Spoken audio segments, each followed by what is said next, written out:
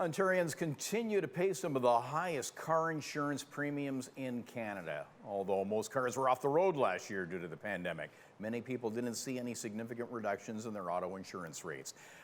To talk about this is disability and injury lawyer Nainesh Kotak. Good morning, Nainesh. Good to see you. Good morning, Bob. Thanks for having me. So we have the insurance industry making, this is a regulated industry profit-wise, and they're actually exceeding regulations with their profits with lower claims. Absolutely, Bob.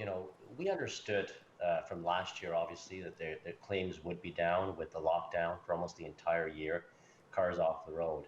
What we didn't see is really the extent of the profits that they would make. $3.63 billion of profit, that's from the premiums, let alone their invested income.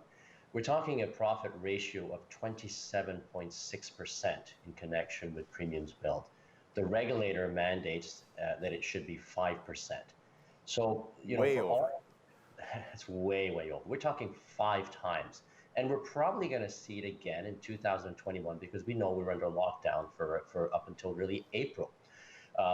People and even into the future, many people are working from home. So there is less driving. Claims are certainly absolutely down. And we want to look at this in this backdrop. Actually, premiums went up last year. Despite all the talk about rebates and that, premiums went up by $198 million. So there was no real substantive reduction in premiums. The insurance industry took this as a windfall. And if you look at this against the backdrop of the product that's being delivered, first of all, premiums went up 2017, 18, and 19 by 20%. There were so many cuts to the benefits that people would receive or entitled to receive if they were in an accident. The cuts between 2010 and 2017, there were 17 separate cuts, including limiting medical rehabilitation to $3,500. So this burden lands on the healthcare system. Absolutely. So if they're not going to get treatment from the insurance product, it's going to end up back on OHIP. Right. And we know that level of treatment is not going to be effective. And we know that people are paying for a product. You're paying to be covered if you're injured. You're paying for health care. You're paying to be able to get income replacement benefits. And you simply don't get value for what you pay. Wasn't the Ontario government going to jump on this? Wasn't that a promise to deal with these excessive rates? Where are we at on that? This is the thing. The rates are regulated.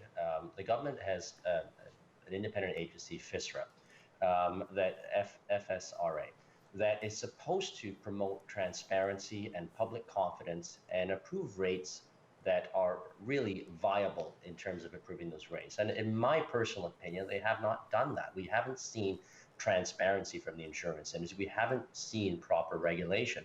What we see is a cutting of benefits and a continual increasing of insurance profits.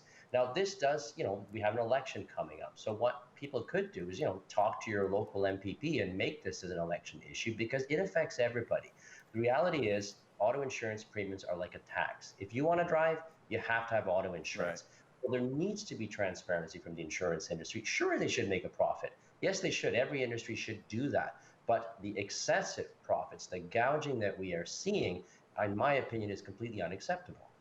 Okay, well, we've run out of time, but we'll link up your website because there's more information on how they determine rates as well. And there's so many factors, many legitimate, maybe some not so, but there's great guidance at Kotak Law. So we'll link that at chch.com. Nainesh Kotak, good to see you as always.